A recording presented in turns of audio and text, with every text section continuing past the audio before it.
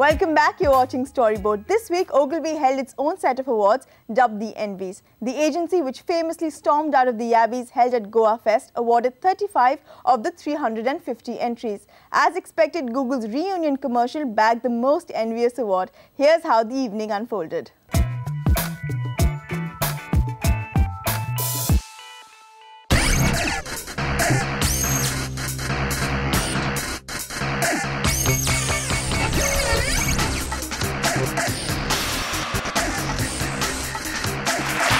The culture of the creative awards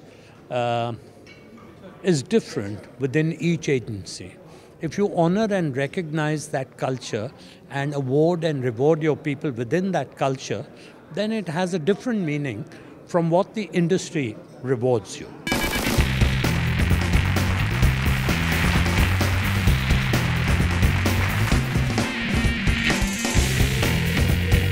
As a client, the primary thing I would look for is how effective the advertising has been and how well it's done against its objective. If the objective is awareness or the objective is sales, depending upon how well that is done, that would be my primary criterion.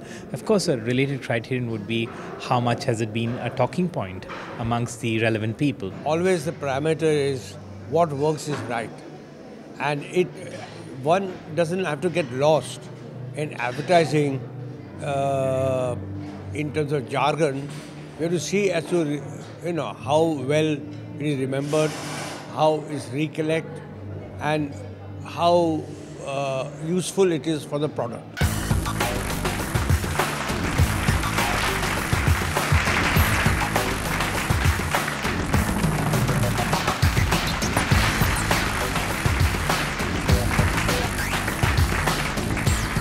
It wasn't very different because the people around you who was your co-jury members are the same friends you meet at any other award show. The most envied is Google Incorporated, Google Search Reunion.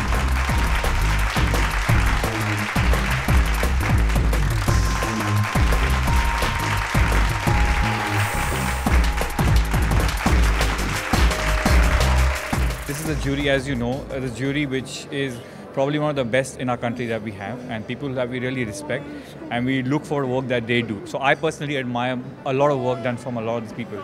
So being awarded by them, I think it means a lot to us.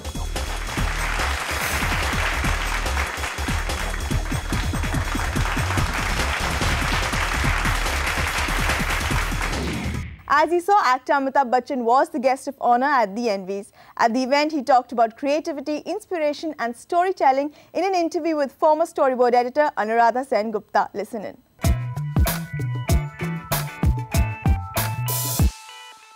Mr. Bachchan, I think a lot of people here are your fans, if not everybody. There's great familiarity with your work. You'll have to tell us how you define creativity, because every day these gentlemen and ladies have to come up with new ideas that inspire them and tickle everybody else's brain and imagination. How would you define creativity for yourself? First, I'd like to just say that there are two elements of our country which I admire greatly. One is the armed forces, because of their discipline and because of their uniformity and yeah. And the other is the advertising world, because I do feel that they have to have a tremendous amount of knowledge about not just what's going on in the country, but what is going on in the minds of every human being that inhabits the country. And how is it that a particular brand needs to be put across so that it goes not just within the country, goes worldwide as well? That's a huge task. And I think you have to be a genius to be able to do that, which is why I admire this industry more. To me, creativity means observation. I believe that perhaps the advertising world does that as well. They observe, they note. I think there's some kind of a computer that goes on in our minds, and we observe things, and it lies dormant for a very long period of time. And then suddenly, once the camera goes on and there is a situation which you have to enact, I don't know how it happens, but suddenly those thoughts or that observation that you made many, many years ago maybe, suddenly just comes out. And you describe it, you get involved in it, you use it to express yourself. And that's the closest that I can get to creativity. But, Mr. Bachchan, as an actor, you have always tended to maintain that you are part of a collaborative process, that the shots are called by the director, sometimes the producer, or in conjunction, and then there is this big beast called the audience, which is then deciding whether things work or not. How do you stay creative, given that you have so little control over it? Because I think a lot of people here will accept the fact that they work in a collaborative process, and very often advertisers or clients are calling the shots. And you have a fantastic idea which you may be very creative, but it may not be out there finally because somebody else has more control than you do. Yeah, I think that that's a very valid point, and I think all actors who get in front of the camera have to face this issue now and then. I have a very simple, well, technique is the wrong word, but philosophy. I would like to discuss whatever needs to be put across creatively with the maker, with the director, before I go on set. And if there are any things or any issues that I need to clarify or need to put across, I would want to do it before we get in front of the cameras. And I think that it has worked for me extremely well. Once you're on set, to disagree, to not go according to the captain of the ship, I feel actually disturbs the process. It disturbs the mind. The director is overall in charge. He has a larger vision than perhaps we do as actors. So I would recommend that if you have any creative inputs to discuss or put in, do it before you go in front of the camera, and then leave it to the director. So most of the creativity, in my case, is done by the director and the writer. To me, the writer really is the finest actor in a product. He has to be an actor of great quality.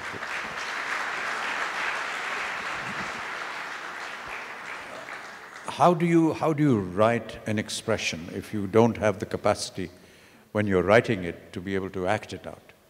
And therefore, I have great admiration for the writer. And I feel that almost 90% of my job is done because it has been well written, and all I have to do is say the lines. In fact, you've just preempted my question, which is that when you evaluate what you've done, whether it's a movie, whether it's an ad, whether it's a TV show, whatever that you do, whose feedback would you value the most? Would it be the writers? Because yes, of course. Not the directors, not the audience, not yourself even, but the writers? Yes, of course, absolutely. The writer is supreme as far as I'm concerned. Some sparkling insights there. Before we go, here's a quick note of things to watch out for. As promised, Sir Martin Sorrell is back to discuss all the big headlines from last month on our new monthly series 30 Minutes with Martin Sorrell. And mark your calendars for 23rd December, that's the coming Monday, for an evening with Strawberry Frog Scott Goodson, who will be launching his new book, Uprising, at the Barking Deer pub in Mumbai. Hi, I'm Scott Goodson. I am the author of the best-selling book, Uprising, and the founder and chairman of Strawberry Frog. We are living in a time of uprisings and movements. They're sweeping the world in India, in America, in Europe. And how can you harness the power of a movement to build a brand and to sell products and to build relationships? And how can you use innovation in marketing with a movement understanding to connect with consumers in new ways? If you want to understand that, come to this event on December 23rd at the Barking Deer Pub, and we're going to have a really great conversation. With that, it's a wrap on this episode. Next week, we will look at the best ads of 2013 with Piyush Pandey and Balki. Until then, thanks for watching and have a Merry Christmas.